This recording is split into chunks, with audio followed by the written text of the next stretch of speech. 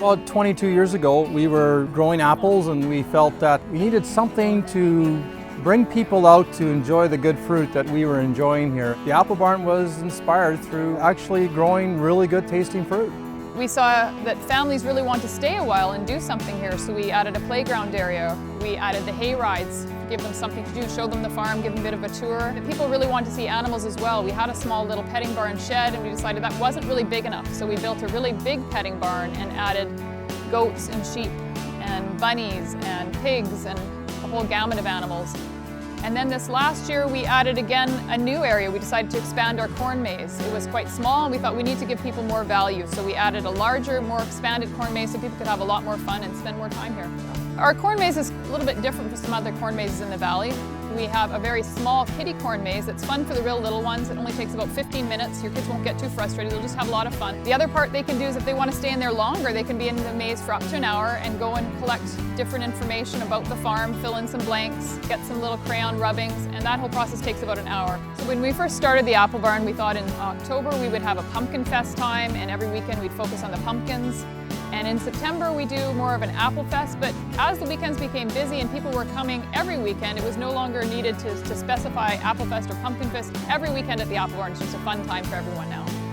We start in September with picking apples right from the beginning of September right to the end of October. And then usually pumpkins start being harvested around the beginning of October. And the other thing we like to do is invite the schools out for some education. We like to teach them about how apples grow, how pumpkins grow, talk about pollination. We have a live beehive we show the kids and tell them how the bees help pollinate the orchard.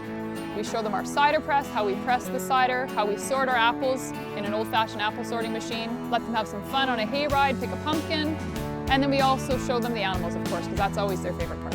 The Applebarn is a great place for birthday parties. Families love to come out. They'll spend about 2 hours here just enjoying the farm, going in the petting barn, sitting down at the table to open some presents if they can catch the kids for a few minutes, and then off on a hayride, up to the tractor trail, maybe jumping on the bouncy castle. Some people like to go down and visit the animals at the Farmville. Lots of fun, easily take up about 2 hours here.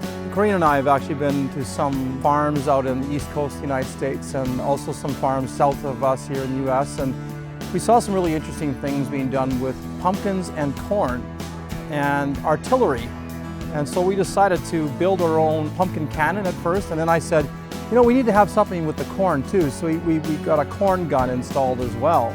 And pumpkin cannon itself, we actually designed ourselves and had it built here at the farm.